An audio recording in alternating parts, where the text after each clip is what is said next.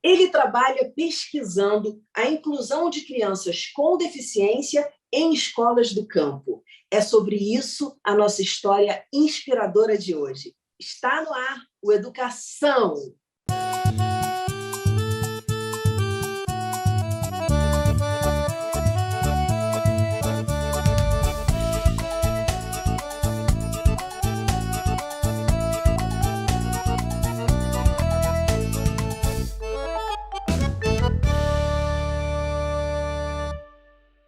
Eu vou conversar com o professor adjunto da Universidade Federal da Grande Dourados, doutor em educação, Washington Nozu. Muito bem-vindo, professor. É um prazer recebê-lo aqui no Educação. Olá, Daniela. Prazer é todo meu estar com vocês aqui no programa Educação da TV Alerj. E vamos para as suas histórias inspiradoras. Como foi isso? Eu soube que você tomou um susto, já estava dando aula, tomou um susto, e aí resolveu, vamos dizer assim, afinar, né? Focar mais nesse caminho, no caminho da educação inclusiva. Que susto foi esse? Como é que isso aconteceu? Daniela, durante a minha pesquisa de mestrado sobre inclusão de alunos com deficiências em escolas de periferia, a conversa com uma professora de educação especial me provocou muito, buscando entender como os professores identificavam, avaliavam, encaminhavam esses alunos com deficiência para os serviços especializados da escola. Uma dessas professoras me disse que naquela escola, e era uma escola muito específica, que atendia todos os alunos oriundos do meio rural, vindos de fazendas, de sítios, e ela me disse que naquela escola, se dependesse de grande parte dos professores, todos aqueles alunos tinham uma deficiência intelectual. Então, na ocasião do mestrado, eu ainda não me atentava às questões da inclusão e aí da educação do campo, mas, naquele momento, essa problematização dessa professora me provocou, porque dali surgiu a hipótese de que, em razão de uma diferença sociocultural, de um modo de se relacionar, a linguagem, a cultura, esses alunos oriundos do campo estavam chegando até escolas urbanas e lá, por essa diferença sociocultural, estavam sendo tomados como crianças com deficiência intelectual. Nossa. Então, a produção sociocultural da deficiência intelectual me provocou muito e acabou me levando por esse caminho. Na verdade, crianças que não têm deficiência, consideradas como crianças com deficiência. E aí, provavelmente, você ficou imaginando como seria o caso das crianças, então, com deficiência no campo. Foi isso? Justamente, Daniela, né? Então, a partir dessa provocação do mestrado, eu trouxe um projeto para amadurecer no doutorado, entender as relações, as interfaces educação especial e educação do campo, como se dava o atendimento das especificidades desses estudantes que tanto têm as características socioculturais, do modo de vida, do campo, como também as necessidades em razão da condição de deficiência. Então, a partir daquela situação, eu trouxe esse projeto para o doutorado e passei a investigar algumas escolas localizadas no meio rural, em região de assentamento, em pequenos distritos, para entender como estava se dando o processo de inclusão, né, dos estudantes com deficiência nessas escolas. Eu vou contextualizar um pouco mais, porque a gente quer saber o que você aprendeu ao longo disso, quais são as suas histórias de superação, porque é um trabalho árduo. Mas eu queria te perguntar, que de mais importante, né, vamos começar a contextualizar, a gente precisa fazer o primeiro passo para que as crianças tenham permanência, acesso e permanência à escola no campo, tanto as crianças com deficiência como as crianças sem deficiência. Trata-se de um desafio muito grande, Daniela, porque nós temos acompanhado nos últimos anos o fechamento maciço de escolas do campo, né? Então, muitos alunos acabam não tendo continuidade ao processo de escolarização, não tendo acesso à educação, ou então com a opção de se deslocarem por longas distâncias para receber a escolarização, né, no meio urbano. Então, pensar a educação da pessoa com deficiência no campo é pensar em muitos desafios. Desafios já desde o estigma que percorre, né, o camponês, a deturpação, o preconceito da cultura camponesa, como também daquele estigma presente na condição de deficiência. E quando a gente trata de um estudante com esses dois marcadores, se torna um desafio muito maior. Então, os primeiros passos é tentar garantir políticas sociais para as populações do campo, né? Nós temos acompanhado na discussão dessa temática que as populações camponesas vêm sendo alijadas de políticas sociais de educação, de saúde, de assistência social. Então, a garantia da escola do campo é o primeiro passo para que todos possam ter acesso à escola do campo, e o que a gente acompanha muitas vezes também, Daniela, é a oferta somente da primeira etapa do ensino fundamental, do primeiro ao quinto ano. Então, algumas histórias, inclusive, já para provocar aí o pensamento que a gente tem acompanhado, são situações de famílias de estudantes que moram em regiões longínquas e, ao terminar o quinto ano, por não ter possibilidade de continuidade dos estudos, a família pede para rematricular o aluno novamente no quinto ano, para ter uma manutenção do processo de escolarização, né? Pela falta de oferta do ciclo 2, do ensino médio também. Então, a gente tem se deparado aí. A primeira medida é a efetivação dessas políticas sociais no campo, de uma maneira para todas as populações do campo, né? Principalmente aí pensando em saúde, assistência social e educação. Eu também estudo educação, faço pesquisa em educação, e uma coisa que eu ouvi, professor, foi o seguinte, que muitas vezes a questão da criança nascer, no caso do nascimento, né, com a deficiência, tem a ver com as condições sociais e econômicas pelo acesso à mulher, né, ao acompanhamento durante a gravidez, durante a gestação, o próprio parto em si. E aí eu fico pensando na questão do campo. Existe alguma pesquisa? É possível dizer que no campo essa situação se agrava? Claro que a gente acredita que se agrave por conta do acesso às coisas, mas existe alguma pesquisa que diga assim, no campo a gente tem uma maior incidência de pessoas com deficiência, que nasceram com deficiência? Existe alguma pesquisa nesse sentido? Daniela, a tua pergunta é muito boa. A professora Marilda Bruno, né, que foi minha orientadora no mestrado e no doutorado, ela fez uma pesquisa durante muito tempo aqui na região da Grande Dourados, em que nós temos a maior população indígena do Brasil fora da Amazônia, e levantando justamente as condições, o mapeamento das deficiências nessas comunidades. E aí um dado que ela teve acesso junto às maternidades, os hospitais aqui da região, é de que grande parte das crianças indígenas que nasciam com deficiência se dava por falta de oxigenação, por partos em trânsito, no deslocamento da aldeia até a maternidade, essas condições que acabavam ocasionando, né, a produção, né, de uma deficiência nesse período, né, do parto. Então, sim, as condições de existência, a precarização da vida de muitas populações do campo acabam produzindo prejuízo para o próprio desenvolvimento, ou até mesmo, como é muito comum, durante o parto, por condições adversas, termos aí crianças nascendo com deficiência. Aqui, muitas crianças indígenas foram mapeadas pela professora Marilda na ocasião e decorriam justamente desse processo de falta de, por exemplo, um atendimento médico, uma maternidade no contexto da aldeia, sem necessidade de grandes deslocamentos. Então, é um exemplo clássico que nós temos acompanhado aqui no estado de Mato Grosso do Sul, Daniela. Professor, e como é? Mostra para a gente, assim, como se estivesse fazendo uma descrição mesmo, uma audiodescrição, por isso, o que eu quero dizer com isso, mais detalhada assim, e objetiva, sobre a situação das crianças com deficiência no campo. Porque eu fico imaginando, a primeira coisa que a gente vê, né, que vem é a coisa da deficiência física, que é algo muito concreto, que é o deslocamento.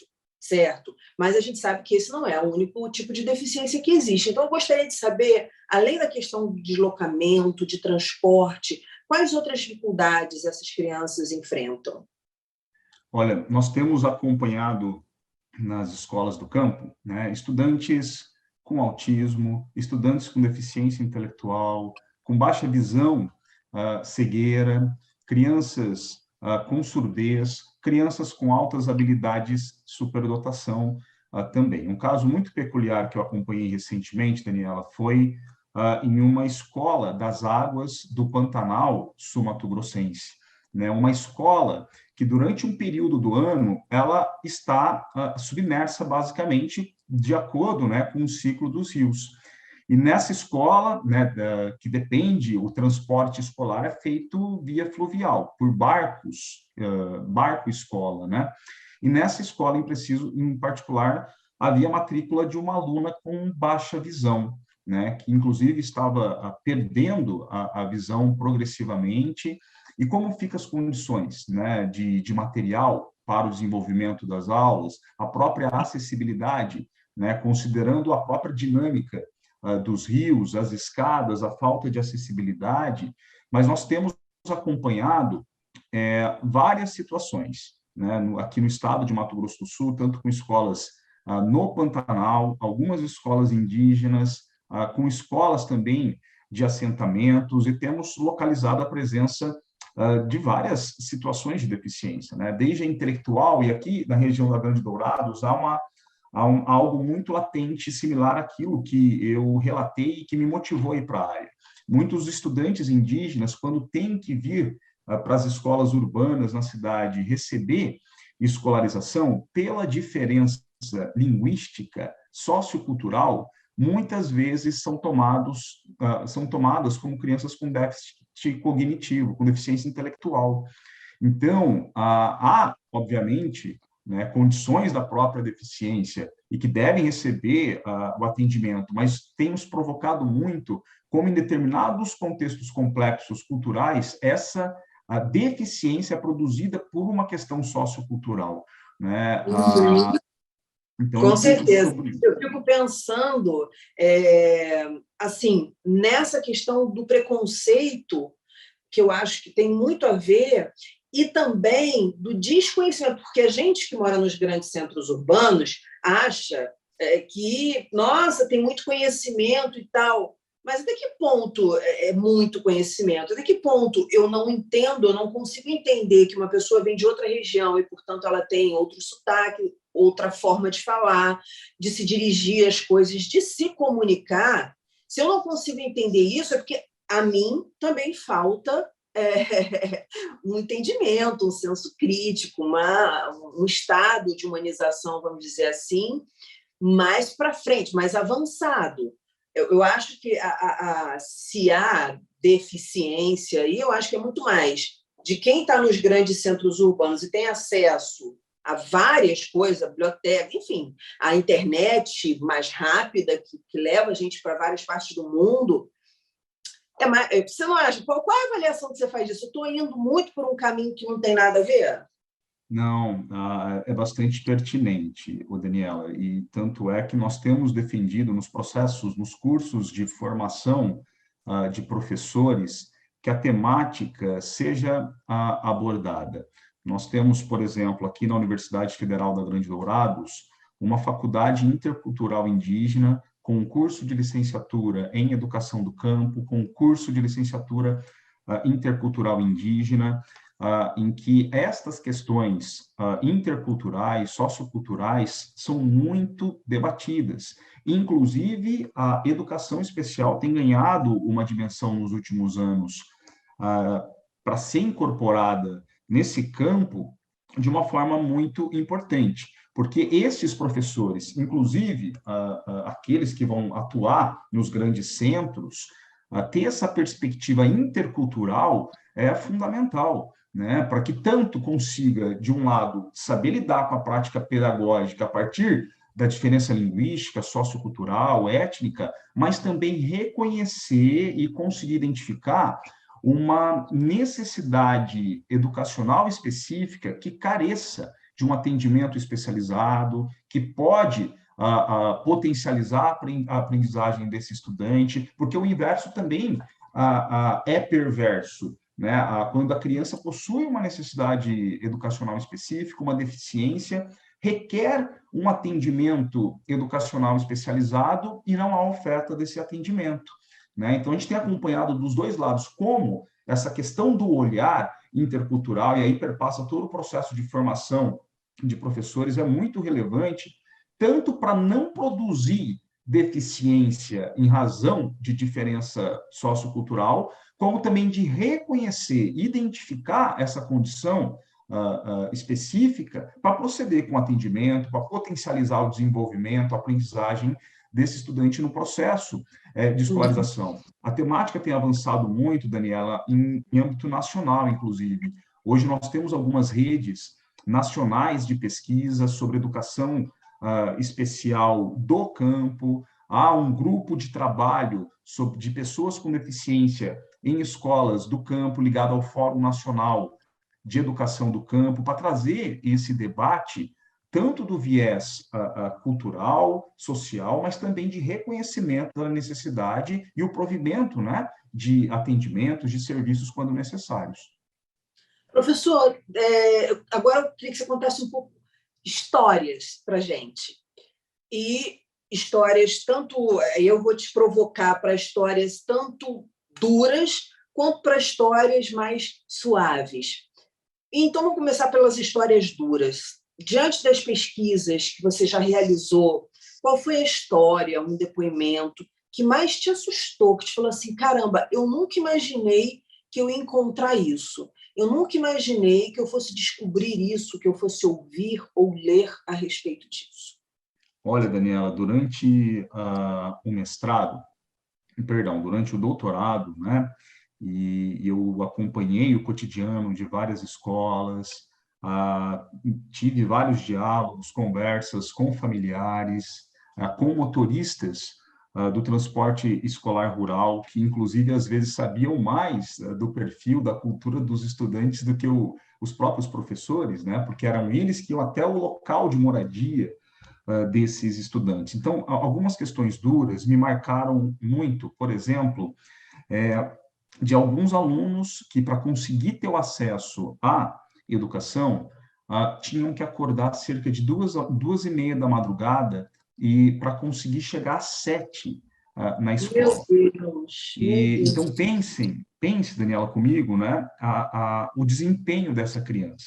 Não dá. Né? E num contexto de escola que trabalhava com uma jornada estendida, eles estudavam 3 vezes na semana, até às 15 horas da tarde. Imagina o desempenho e como isso recai muitas vezes na educação especial, né? Por falta de atenção, dificuldade de aprendizagem, quando na verdade é um cansaço físico, biológico, né? Que era algo que a gente entendia como muito difícil. Alguns alunos que estavam tendo né, essa luta para conseguir acessar o direito à educação. Da mesma maneira, alguns relatos de como a falta de informação, de esclarecimento, também potencializa a construção de possibilidades para esses estudantes, né? Então, algumas visões de deficiência, por exemplo, de familiares, de que, se eu recebi esse filho, né, dessa maneira, é porque ele não precisa de atendimento, né? Assim como já ouvimos também relatos muito fortes. Tinha que ser, né? Aquela história, o que tinha que ser. Era o que tinha que ser. Não, se Deus me enviou dessa maneira, é porque é para Mas, ser. gente, a gente não nasce, mas aí é uma questão... Realmente, a gente tem que formar muitos grupos, conversar muito, isso tem que ser muito divulgado. Todos os assuntos importantes da nossa cidade, a gente precisa falar exaustivamente. Por quê? Uma criança que nasce sem deficiência, ela também já nasceu assim. Como é que ela nasceu? Pelada, né? Sem dente. Então, tudo é uma evolução do desenvolvimento. Essa criança não vai para a escola, então também não é para deixar essa criança para a escola, é para deixar ela por aí, porque nasceu, não é? Então, acho que, claro, a criança nasceu com problema, vamos tratar a deficiência, vamos tratar qualquer questão que seja a mãe, vamos tratar a mãe, porque não tem como ser assim mesmo, né? Eu acho que a Nessa gente precisa situação disso. em Uhum. específico, Daniela, a mãe recusava levar o filho para um atendimento clínico, para conseguir um diagnóstico, um laudo clínico da condição, porque, entre aspas, o filho dela não era louco. Então, se ele tinha aquela condição, aí muitas vezes o laudo é exigido para alguns encaminhamentos, né? E permite o acesso a alguns direitos, ainda que a gente problematize muito essa relação de poder do laudo médico. E aí a mãe, na ânsia de achar que o filho dela, né, entre aspas, não era louco, pela concepção, né, pela falta de esclarecimento, impedia. Agora, a parte mais forte que eu acabei me deparando em alguns diálogos, né, espontâneos durante essa andança aí nas escolas, de professores que às vezes soltavam a seguinte informação, Daniela: bom, esse aluno com deficiência, para ele não precisa se fazer muito, não precisa se ofertar muito, já mora no campo, né? Se ele souber tirar leite, andar lá de trator, já está muito bom. Então, no sentido de desobrigar a escola, né, de seu compromisso com a educação, com o acesso ao conhecimento científico sistematizado, humanizador Isso torna, para professor, esses. eu não sei se dá, como se dá para medir isso, mas o familiar, muitas vezes, aí tem duas questões, né? Uma, como você falou, a falta de informação, mesmo de formação, não é só de informação, porque não adianta você receber um monte de informação se você não tem formação para aquela troca, para absorver aquilo. Então, acho que essa é uma questão de conscientização dos familiares, porque eles vêm de uma história idêntica, né, de falta de acesso, de oportunidades. E a segunda questão, que ocorre com muitas famílias, e aí isso independentemente de classe social ou de regionalismo ou de qualquer outra coisa, é a negação. Então, não, isso é normal, muitas crianças são assim, né? Isso é comum, muitas crianças têm essa. E não é dessa forma, né? A gente tem que investigar. Agora, quando a questão parte da escola, eu acredito, professor, seja a situação seja mais grave, porque aí a gente está conversando com profissionais que estão ali com uma responsabilidade tremenda, a gente não vai negar isso, imensa, e com vários desafios, porque a gente também sabe da formação dos professores, mas ao mesmo tempo a gente também sabe da missão dos professores. Perfeito, Daniel. E justamente a gente tem trabalhado com esses professores em processos formativos, defendido, né, a melhoria das condições da própria estrutura física dessas escolas do campo, mas das condições de trabalho desse professor. Então, de um modo geral, quando ocorre, por exemplo, lotação, raramente as escolas do campo são tomadas como prioridade. Então, aqueles que acabam chegando até as escolas do campo, muitas vezes não têm afinidade com o contexto, com o entorno, com a cultura, com a proposta da educação do campo. Há uma alta rotatividade, mudança de professores. E então, trabalhar essas questões tem sido um grande desafio para nós, no sentido de fazer avançar mesmo algumas compreensões sobre a educação do campo, né, enquanto um direito, acessando aí os princípios, os valores, as culturas das diferentes populações do campo e, mais precisamente, agora da educação especial, né, que é uma temática recente. Né? Imagina, né, duas áreas da educação no Brasil historicamente relegadas no âmbito das políticas educacionais, estigmatizadas, com populações historicamente marginalizadas, que, pela proposta de inclusão escolar, né, tem que se articular, né, para atender essas demandas da cultura do campo, da vida do campo, do trabalho no campo, mas também as especificidades agora oriundas, muitas vezes, da condição, né, de deficiência. Professor, a gente está no finalzinho, infelizmente voou, mas eu queria te fazer algumas perguntas. Uma delas é: o que o campo te ensinou? E aí a pergunta é ampla mesmo, para te deixar bem à vontade. O campo tem me ensinado, Daniela, cotidianamente, e aí eu já vou retomar um pouquinho dos aspectos positivos, né, das situações de aprendizagem que são cotidianas.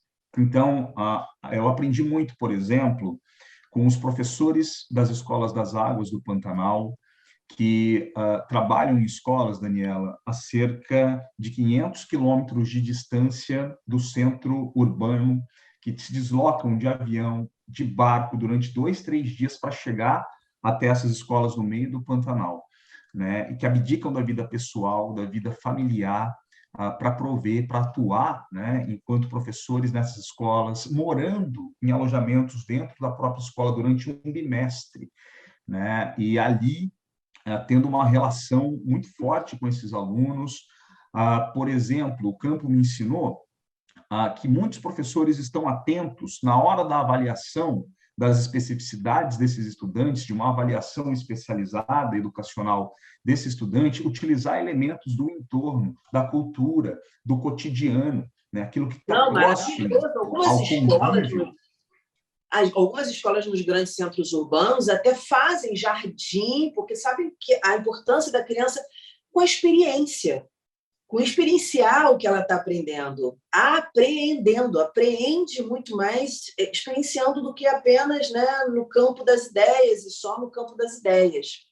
Então, pelo que você está me dizendo, uma grande lição para você foi que existem pessoas dispostas a fazer o bem e que têm um senso de altruísmo muito forte. E isso te inspirou. É isso? Tremendamente, desde professores até a populares, a comunidade, aos estudantes, quando reportam o sonho de uma vida melhor, né, os sonhos de conseguir avançar na educação, de cursar depois uma universidade, e perpassa muitas vezes todo esse processo pela educação. Então, a gente tem acompanhado, né, nesse cotidiano como eles narram, né, e como muitos professores, inclusive, utilizam dos elementos do entorno, né? Estive recentemente no Pantanal, da fauna, da flora do Pantanal, em que lá o trabalho é muito mais desafiador, porque são turmas multisseriadas. Então, imagina, Daniela, trabalhar com uma turma do 1º ao 5º ano, né, do fundamental, com alunos, inclusive, com deficiência nesse processo, trabalhando projetos transversais, trazendo a temática do entorno. Desculpa, e eu acho que deve ter te ensinado muito, no sentido de, caramba, eu estou vendo aqui as dificuldades, e eu pensava que na cidade eu já tinha visto tudo, e olha aqui as facilidades que a gente tem, né, de resolver, até enquanto professores, que às vezes a gente se sente muito impotente, ai, não consigo, ai, não sei o que, eu já ouvi de professores isso, e a gente, de repente, se depara com uma situação muito mais grave, muito mais difícil, muito mais obstáculos, barreiras. Então, acho que isso deve ter te trazido também uma visão diferente do seu cotidiano, vamos dizer assim, na cidade. Totalmente, Daniela. Inclusive, eu acompanhei o período inicial da pandemia nessas escolas ribeirinhas, essas escolas das águas do Pantanal.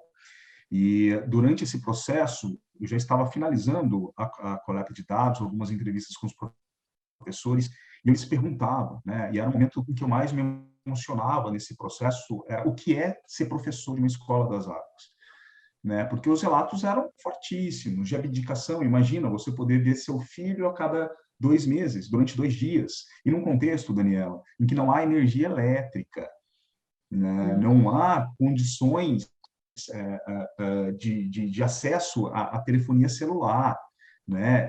De difícil acesso ao extremo, né? Então, a gente aprende no cotidiano ali, como eles se reinventam, como eles resistem, né? Como tem muitos sonhos ali que são aflorados no dia a dia, que são construídos na dinâmica do trabalho, no olhar, nas brincadeiras que esses professores desenvolvem. Que modelos legais você tem, né? Porque eu uso isso para a minha vida. Toda vez que eu vejo alguma coisa acontecer e dar certo, alguém lutando para superar, alguém tendo força, não sei o que, eu falo assim, caramba, vamos lá, ser igual a todo mundo, vamos embora. Porque às vezes bate na gente naquela coisa, Não bateu, eu já olho para outras pessoas e falo, não, olha que legal aqui, estão fazendo aqui, está fazendo aqui. Então, eu acho que isso pode ter trazido, e estou vendo que trouxe, um engrandecimento muito grande nessa troca. Professor, eu queria agradecer, eu vou precisar cortar, porque a gente passou da hora. Esse programa aqui é sempre assim, porque o papo é muito bom, muito gostoso. Volte mais vezes para contar essas histórias para a gente. Eu acho que a gente precisa disso, de mais histórias de superação, histórias, saber como as pessoas lidam com a vida, porque a vida é linda, mas, como já dizia, né, é preciso saber viver. Muito obrigado, viu, Daniela? Foi um prazer muito grande dialogar com vocês aqui do programa Educação. Estou à disposição para a gente conversar em outras oportunidades, trazer outras experiências, e agradeço muitíssimo. Obrigada, professor. Vou me despedir do pessoal de casa. Você fica aí um minutinho que a gente ainda vai conversar mais um pouquinho. O nosso programa fica por aqui, mas na segunda-feira que vem tem muito mais histórias inspiradoras às 9 horas da noite aqui no Educação. Educação, se você não se envolver, não rola. Saúde, saúde e até lá!